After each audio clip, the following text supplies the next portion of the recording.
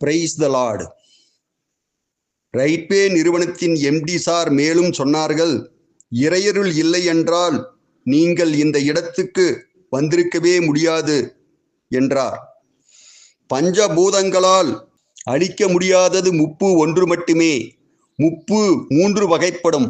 அவை ஞான முப்பு, யோக முப்பு, வைத்திய முப்பு எனப்படும். நாம் உபயோகப்படுத்துவது வைத்திய முப்பு ஆகும். ஒரு அணுவை 64 கூறுகளாக்கி வைத்திய முப்பு உருவாக்கப்படுகிறது என்றார். காற்றாலும் நீராலும் தீயினாலும் அழிக்க முடியாதது முப்பு ஒன்று மட்டுமே. மேலும் 20.6 கிராம் முப்புவை எடுத்துக்கொண்டு இரும்பை அறுக்க பயன்படும் கேஸ் கன்னை கொண்டு சூடுபடுத்தி அக்னி பிளம்பாக்கி பின் அடுத்த செகண்டே அது குளிர்ந்து அதை விரலால் தொடும் பொழுது சுடாமல் இருப்பதும், அதன் எடை 20.6 கிராம் என்பது மாறாமல் இருக்கும் வீடியோவை பார்த்து நான் ஆச்சரியப்பட்டு போனேன். மேலும் 2 டம்ளர்களை எடுத்துக்கொண்டு ஒன்றில் ஒரு காப்பர் பீஸையும் மற்றொன்றில் சிறிதளவு முப்புவையும் போட்டு 2 டம்ளரிலும் கான்சன்ட்ரேட்டட் நைட்ரிக் ஆசிடை ஊட்டுகிறார்கள். அந்த காப்பர் பீஸ் கரைந்து பச்சை நிற திரவமாகிறது.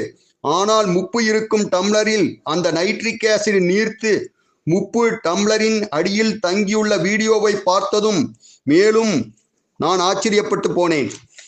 மேலும் அவர் சொன்னார், 5000 ஆண்டுகளுக்கு முன்பே நம் 18 சித்தர்கள் ஞான முப்புவை பயன்படுத்தி சாவா வரம் பெற்று ஜீவ சமாதியானார்கள். அவர்கள் இன்றும் வாழ்கிறார்கள்.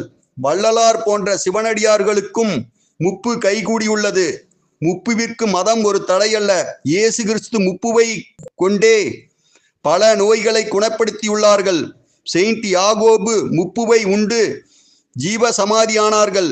நபிகள் நாயகமும் முப்புவை பயன்படுத்தியுள்ள வரலாறு உண்டு.